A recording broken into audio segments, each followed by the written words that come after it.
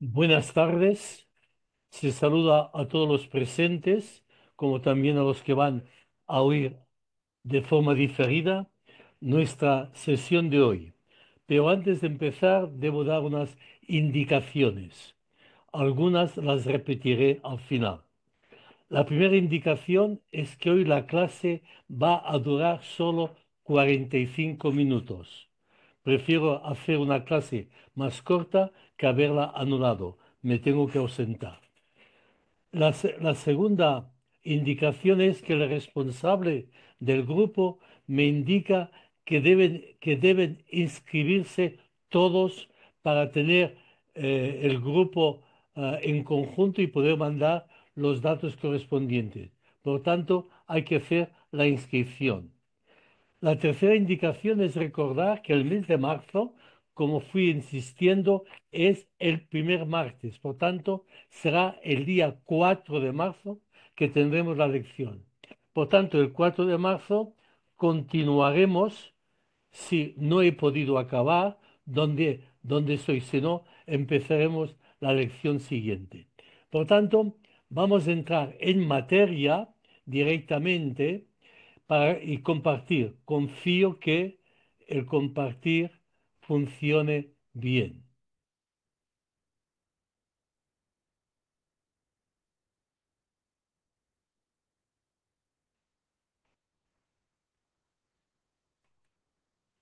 Bueno, tenemos primero la situación es dónde estamos.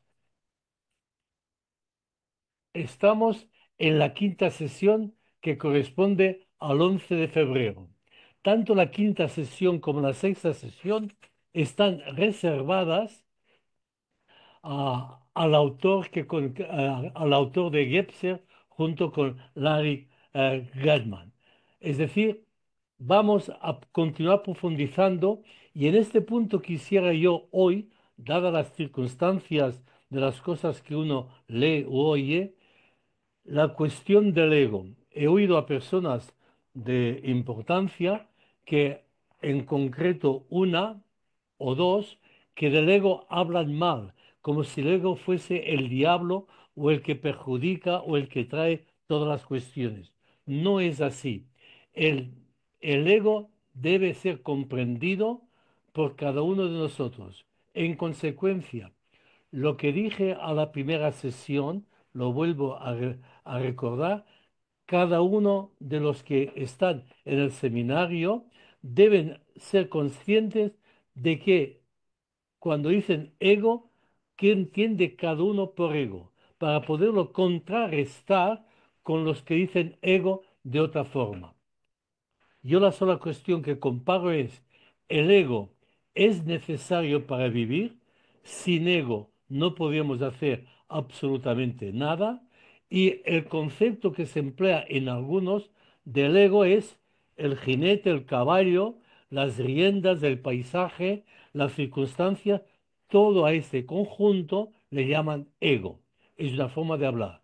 Pero este conjunto del ego no es dañino ni demoníaco, ni diabólico. Es el que rige la vida consciente nuestra. Cuando yo hablo del ego desde el aspecto psicoanalítico. Esta parte que conecta con la realidad y que, y que, se, y que gestiona el alrededor y el mundo exterior y el mundo interior. Este es el ego. Por tanto, de este ego hablamos, se expande y se impanse, es decir, se abre hacia el exterior mirando a través del telescopio y se mira al interior a través del microscopio, sabiendo que la mirada nunca llega al final, siempre va descubriendo cosas nuevas. Por esto lo recuerdo. Y recuerdo también el punto importante que nosotros estamos situados en el contexto de psicología, en la psicología transpersonal, por lo cual suele considerarse a la psicología transpersonal como la disciplina que estudia la conciencia con especial atención en los estados ampliados que trascienden el ego o la sensación de identidad ordinaria. La psicología transpersonal es también un intento de comprender lo humano en toda su complejidad y desde todas sus dimensiones esenciales, incluidas las espirituales o contemplativas, para integrar, en la medida de lo posible, una gran variedad de escuelas de pensamiento psicológico, filosófico y espiritual y todas las tendencias actuales de antropología. Por tanto, es tener una visión. De aquí también cuando hablamos de esta dimensión esencial, la cualidad humana profunda, es esta dimensión espiritual interior natural. De aquí que Victor Hugo, un gran escritor francés, dijo, la conciencia es la presencia de Dios en el hombre. Repito, la conciencia es la presencia de Dios del hombre. Y la palabra Dios, que no la vamos a trabajar, no es un ente supremo ni un ser superior, sino que Dios, en la forma en que trabajamos en nuestro seminario, es la presencia que eso nos engloba, esta contemplación del misterio de los mundos, como iremos viendo. Dejando a un lado la consideración religiosa, esta idea que parece desligar la conciencia de cualquier origen material, como podía ser el cerebro, la podía suscribir la doctora Luján Comas, que recuerda esta cita, porque con los estados amplificados de conciencia, los estados no ordinarios de conciencia, los estados expandidos de conciencia, nos dan una mirada nueva sobre la realidad. Y en esta foto es la que yo quisiera ir introduciendo. Esta nueva mirada que tenemos después de ir profundizando en nuestra situación. Y profundizando en nuestra situación, miramos con los ojos una mirada superficial, no en el sentido de ligereza de la superficie, pero también mirando a través de los ojos, estamos mirando realmente una profundidad que no podíamos tener. Y entonces es este aspecto que indicaba que hoy vamos a entrar en el origen y presente, la primera parte de este autor, Jan Gebser. ¿Eh? Y volviendo al principio, expansión, impansión del ego en y desde el metro cuadrado integral, sobre todo esa parte integral. Y con esto es recordarlo, estamos aproximándonos a esta mirada nueva. Nos aproximamos, abrimos la ventana, contemplamos el bosque, pero no nos hemos introducido en el bosque porque no es el objetivo de nuestro seminario. Y el libro básico que voy a emplear es este, de Jan Gebser, que volveré sobre él, y este es el rostro de este autor. El libro veremos que es del 1952. Claro, evidentemente que esto nos lleva a tener en cuenta el diálogo que nosotros hacemos y, si es posible, que este diálogo nos ilumine, encienda alguna luz para comprender mejor más que quiénes somos, qué somos en este gran mundo. Y entonces, en este gran mundo que somos, recuerdo las etapas de la vida. Este esquema fruto mío de la observación. La primera etapa ya no nos pertenece, de 0 a 12 años, de 12 a 24 y 24 a 36, aunque no nos pertenece porque cronológicamente o biológicamente estamos en otra etapa, sí que la visión de conciencia que tuvimos esta primera etapa de 0 a 36 años, este nivel de conciencia, como veremos, no hay que desdeñarlo, sino que hay que integrarlo para poder comprender tal vez muchas cosas actuales. El otro, de los cuales creo que muchos estáis en este grupo, es de los 36 años a los 72. Es decir, la época de sedimentación, la época de crisis, la época de cambiar de mirada, la época de sentirnos a otros niveles de conciencia. Y luego viene la tercera etapa, De 72 a 106, por lo que he podido saber, podríamos poner 110 años, no solamente 106. Y en ese sentido, no hemos de olvidar, y pongo esos dibujos, esta pareja de adolescentes, de juventud y mayor, nuestra vida al irse madurando, creciendo biológicamente, que expresa un crecimiento interior, tal vez y sin tal vez, hemos de ir cambiando las imágenes que tenemos de nosotros mismos o la imagen de Dios. Es decir, qué es aquello que corresponde a nuestra etapa emocional, a nuestra etapa existencial. Es decir, cada época nos hemos de poner nuestro vestido correspondiente. Y entonces, repito lo que he visto antes, mirar con los ojos no es lo mismo que mirar a través de los ojos. Por tanto, nos interesa los niveles de conciencia de este autor, Jean Gebser, cuyo libro es este, El origen y presente. Avanzo ideas que iremos repitiendo. Origen no significa ni inicio o comienzo, ni final, ni conclusión. Origen es algo, es una realidad que siempre está presente. De aquí el título de su libro, Origen y presente. Pero también voy a aconsejar para poder leer, ya que el primero realmente es un, un, un mamotreto de,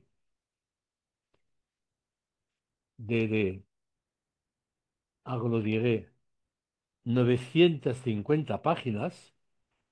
Para quien quiera leerlo, lo puede leer, pero debe dedicarle tiempo. También uso otro libro de Lachmann, que aquí tiene una síntesis para que podáis ver lo que significa estos niveles de conciencia. Bien, hay una frase abajo, a la velocidad de la luz todo se fusiona como con todo. La identidad privada desaparece.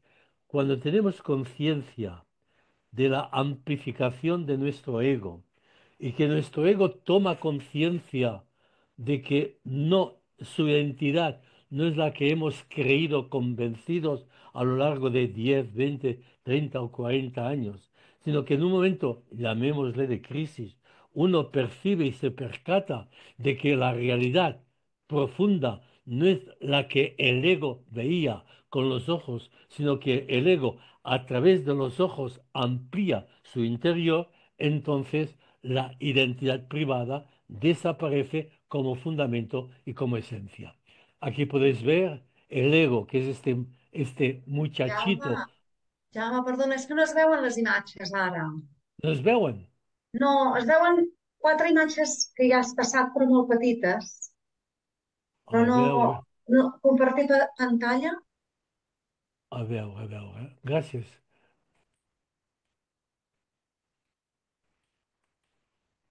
Aquí hi ha una dificultat tècnica.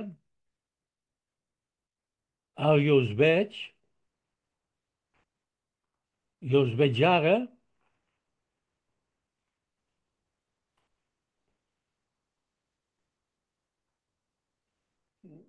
Deixo de compartir. Has fet molt ben dir-m'ho.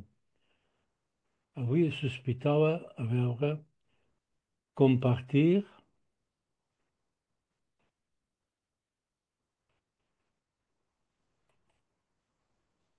Què es veu ara?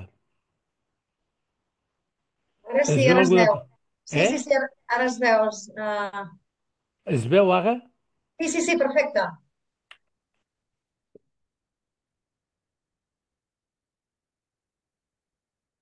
I es veu el canvi? Sí, niveles de conciencia. Ajá. A veure si funciona. Doncs, hablábamos de este autor, Niveles de Conciencia, que es un libro más sencillo y que nos ayuda a ver lo que es la conciencia. Fijaos bien al final de la frase. La energía no se crea ni se destruye, solo se transforma. Es decir, gracias a la física moderna, la que se llama la física cuántica, nos ha despertado, nos ha hecho ver científicamente que la materia sólida no es el fundamento de la realidad, sino que el fundamento de la materia es la energía. Según la cantidad de vibración, tendremos menos materia con vibración baja o con vibración baja más materia y con vibración muy frecuente alta menos materia.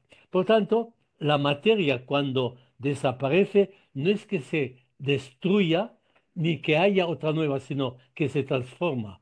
Es decir, el día que biológicamente nosotros nos desaparezcamos hasta el último átomo nuestro, la materia no se habrá ni destruido ni creado, sino sencillamente se habrá transformado. Y aquí tenemos el libro también que os aconsejo si queréis leer. Pero, ¿cuál es el índice de este libro? Primero, habla de la conciencia. Fijaos que este libro nos explica la historia de la conciencia, que no es la temática, desde autores antiguos y modernos. La segunda parte nos lleva a una evolución esotérica, a una evolución cósmica, al tratado del sueño. Y la tercera parte habla de la arqueología de la conciencia hasta la muerte en que no se ve, pero existe esta conciencia. Esta es la parte. Y la segunda parte de este libro habla del tema que hoy vamos a tocar, la presencia del origen, cómo se originó, qué estructuras de conciencia tenemos,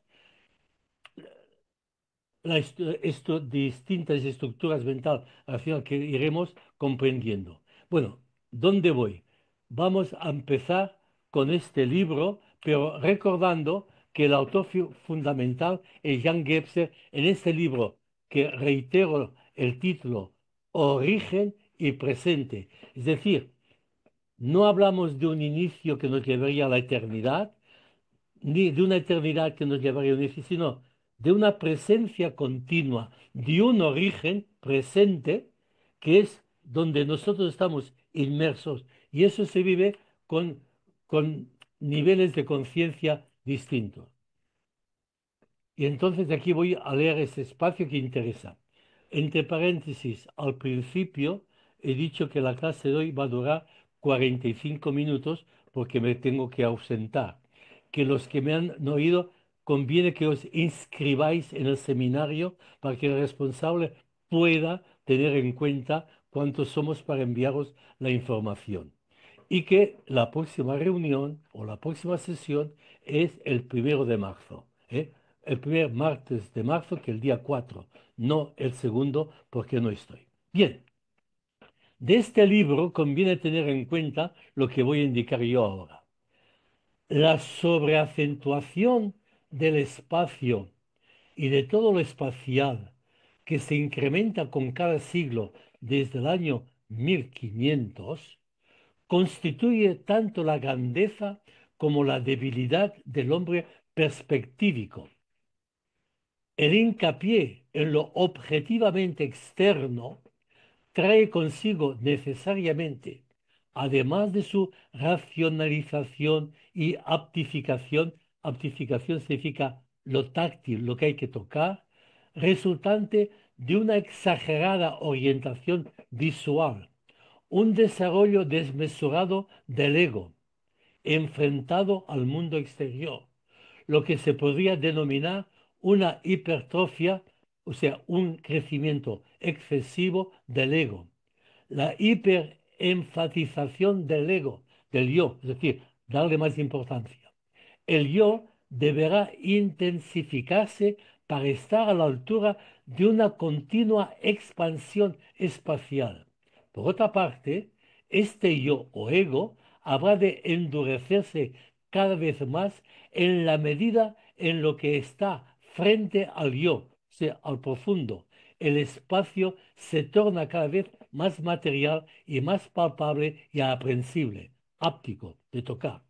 Por un lado, la ampliación del espacio trae consigo una paulatina ampliación del yo, y como consecuencia la resultante disolución de esa misma aptificación del espacio trae consigo un endurecimiento, esto es, un encapsulamiento del yo y por lo tanto la posibilidad de su aislamiento que se evidencia en el egocentrismo. Texto duro que no vamos a volver a leer, pero sí que vamos a comprenderlo con esta imagen. Desde el siglo XVI, 1517, etcétera, cuando se fue la ciencia apoderándose de la realidad para poderla explicar mejor y se dejó de lado todo el mundo mítico y con la razón, la materia, la ciencia se iba imponiendo, iba en fortaleciéndose el ego. El ego se hacía fuerte. Y con la vivencia del patriarca Petrarca en el 1335 más o menos, cuando subió al monte de Ventoux, de que pudo ver el gran espacio, para nosotros día ir a la montaña, ir a Montserrat, ir a los Pirineos, ir al Canigó, es una cosa tan natural. Cuando Petrarca fue a la cima del monte Ventoux, prohibido, tabú, no se lo aconsejaron, fue acompañado, tuvo una crisis, pudo contemplar visualmente un panorama, un espacio que el ser humano en el mundo occidental no había contemplado. Esto dio un giro de lo que antes era, le dio un giro que permitió tener una nueva perspectiva visual del horizonte, del panorama, perspectiva. Y aquí empezó la distancia. El ego pudo empezar a tener relaciones de objetivas, de poder ver la distancia, de contemplar algo que después Leonardo da Vinci lo puso en pintura, en gráficas, geométricamente. Esta visión nueva, que para nosotros hoy día es una cosa muy natural, en aquel siglo fue la gran aventura, el gran descubrimiento de Petrarca, que lo escribió a su maestro con una cita del libro de San Agustín, Las Confesiones. Es decir, fue un nivel de conciencia en que el ego pudo comprender, ponerse a una perspectiva. De aquí la palabra, la dimensión perspectivista. En cambio, antes la visión era imperspectivista, es decir, no había distancia, que eran los niveles de conciencia que hablaremos hoy, el nivel de conciencia arcaico, el nivel de conciencia mágico y el nivel de conciencia mítico. Hoy nos volveremos en esos tres niveles de conciencia, la explicación. Cuando hubo esta visión Monte Ventoux, empezó a haber una visión un nivel de conciencia lógico, mental, de contemplación. De aquí viene la perspectiva, el dibujo, etc. Y entonces tenemos, el dibujo nos dice quién es el autor, ¿eh? Y por tanto no me cansaré nunca de recordar que el punto de partida o la epistemología, el tratado de la base, es la experiencia de cada uno de nosotros. Es decir, no podemos basarnos en teorías, sino cuál es mi propia experiencia, no tanto la material que podemos tocar, que podemos cuantificar, que podemos medir, que podemos, digamos, dibujar, que es lo que la ciencia física, mecánica, con Newton, pudimos nosotros hacer, esta física material, que ha sido superada por la física cuántica. Por tanto, el método científico ya no es solo cuantificar, porque hasta ahora, y en estos momentos estamos en el gran cambio de que lo cuantificable, lo que se puede medir, no tiene la última palabra, sino que hay un mundo real, desconocido, como es el mundo de la energía, que no se puede cuantificar, sino que ir por lo cualitativo. Entonces, Petrarca es lo que decía antes. Petrarca abre el libro de las confesiones de San Agustín ante el espasmo y el sobrecogimiento que vive. Se ha abierto una nueva puerta al otro mundo.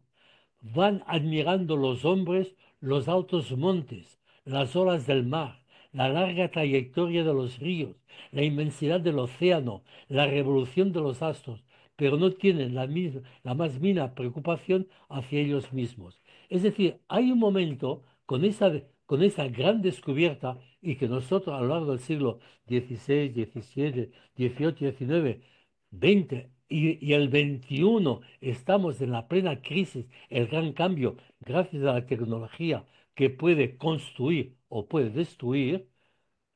Hasta ahora nos hemos preocupado de lo objetivo, de lo que debemos cuantificar, cuando debe haber ya una preocupación de recuperar lo que se ha dejado aparte, que es el mundo interior. ¿Eh? Eso lo puedo saltar tranquilamente. ¿Eh? Vuelvo a este aspecto. Esta, desde que Petrarca pudo, es el segundo punto, el mundo perspectivista. Hay la perspectiva, y eso estamos muy acostumbrados en qué perspectiva lo estás viendo. Y antes de la perspectiva, es decir, antes del 1500, antes de la gran experiencia de Petrarca, podíamos poner la palabra imperspectivista, es decir, no había perspectiva, todo era una función. La conciencia arcaica se fusionaba con la realidad. Era una sola realidad arcaica, todo junto. Pero después fue progresando con lo mágico, con lo mítico, pero todo siempre sin una distancia. Lo mágico es aquello que cambia sin saber por qué. Es algo del mago.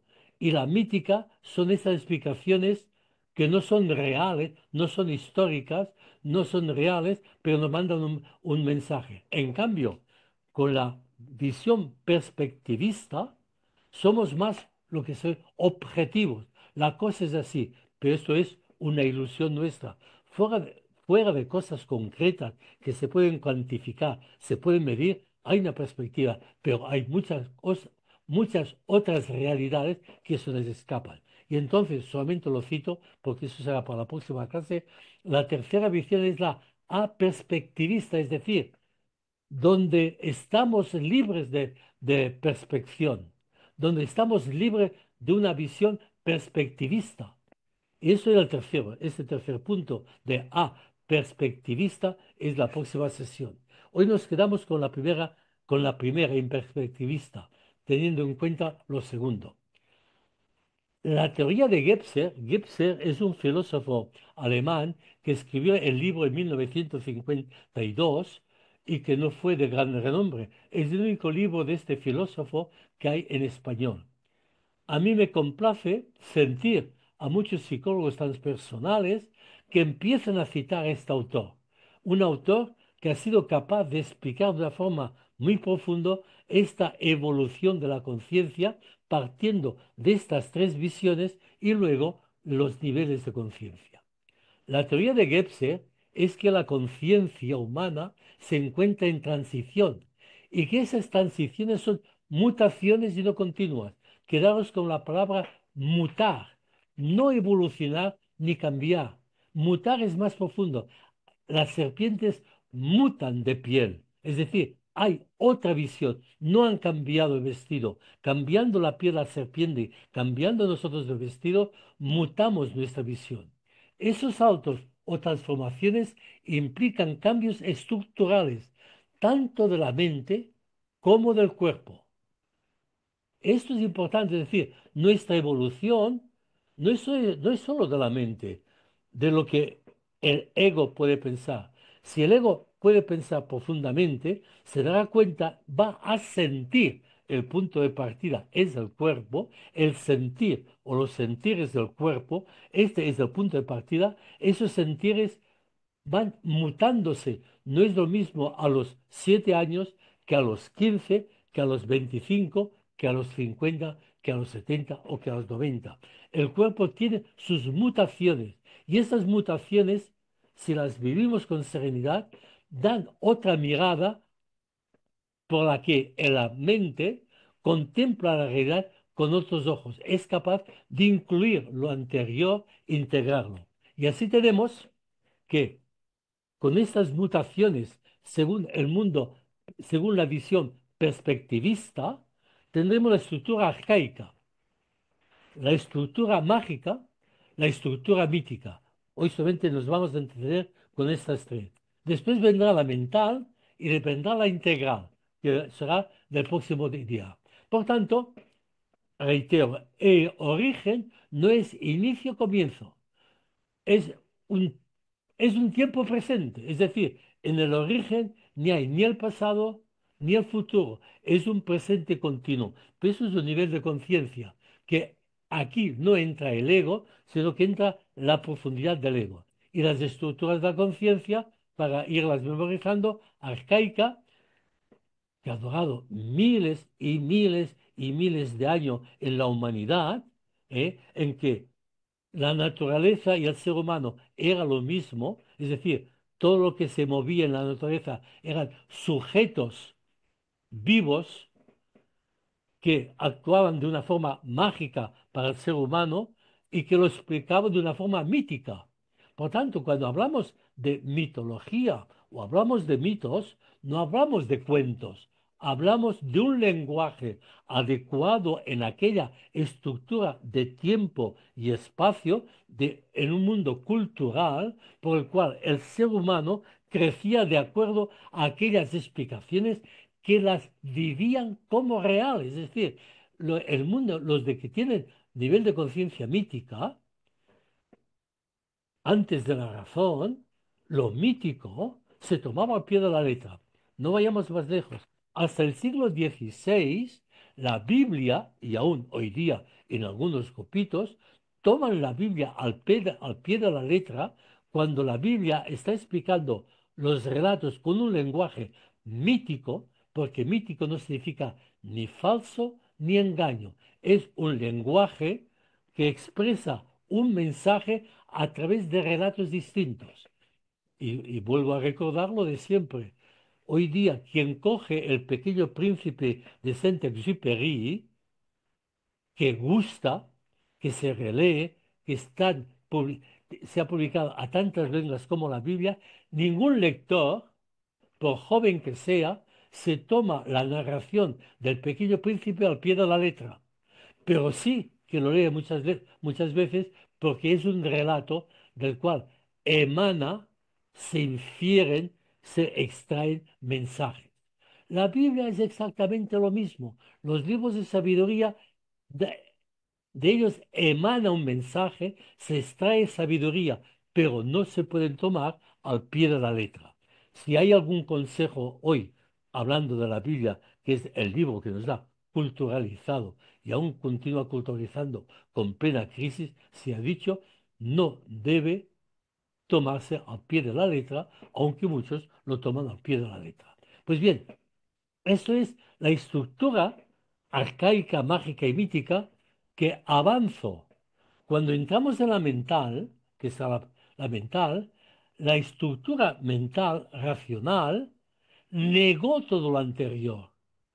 Lo mágico era una superstición, lo mítico era falso.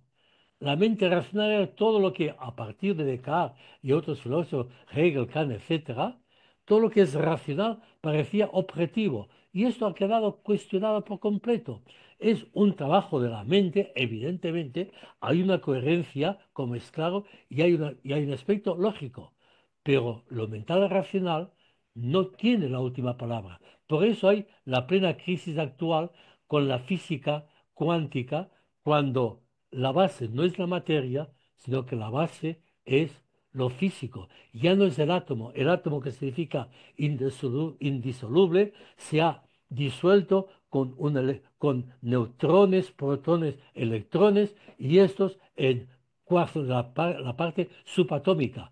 Y el fondo de todo, hay la energía que es invisible y que no se toca, pero hay energía. Y entonces vendrá, esto en la próxima clase, en lugar de hacer lo que ha hecho la mente racional, olvidar, no, la integral es integrar en la nueva mirada todos los niveles de conciencia.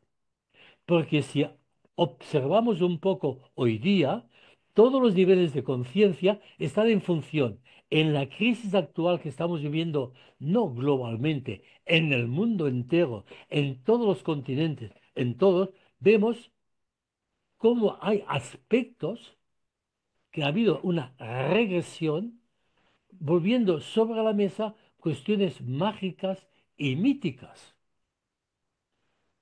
porque la gente ha buscado la seguridad. Por tanto, la mente racional que negaba lo anterior ante la crisis se ha hecho una regresión, ha emergido un mundo mágico, un mundo mítico que tiene sus mensajes a leer, y esto no hay que olvidarlo, pero también hay que tener un criterio práctico, crítico, para no dejarse engañar. Y entonces la nueva conciencia, que es la integral, dice, hay que vivir con todos los niveles de conciencia. Por tanto, toda disposición embrionaria y que reposa en el interior puede llegar al exterior de manera expresiva y floreciente, pero necesitan largos espacios de tiempo y la dedicación de muchas personas. Es decir, ese trabajo de tomar conciencia, nosotros hemos de trabajar y participar y compartir como un grano de arena del desierto. Pero la mirada total del desierto no depende de un grano, depende de la suma de millones de granos. Por tanto, esta conciencia no es una conciencia individualista, sino una conciencia que uno toma que es una conciencia universal, cósmica. ¿Eh? Así y todo, el espacio. ¿Y esto cómo se ha ido descubriendo? A través, sobre todo, de la pintura y del arte.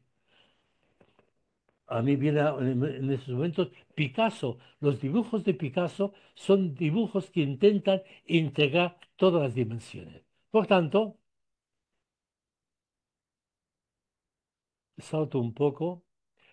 Por tanto, no es solamente Gebser. Nosotros seguimos a Gebser, pero hay obras de Siria Aurobindo que habla de la conciencia supramental. Teilhard de Chardin nos hablará de la evolución. Gebser nos hablará de lo aperspectívico y arracional. Quedaros con la cabeza que esta A significa libre de perspectiva y libre de razón, no de razonabilidad. Y todo eso es una conciencia nueva. Y entonces tenemos una gran invasión, a veces mal entendida, del mundo oriental con el yoga. Por tanto, todos ellos se complementan y nosotros, de mi parte, he escogido Gebser porque es un autor que a mí me convence y que me gusta. Entonces, en lo imperspectivo, como os indicaba antes, el ser es irracional. Todo el ser y nosotros es lo mismo.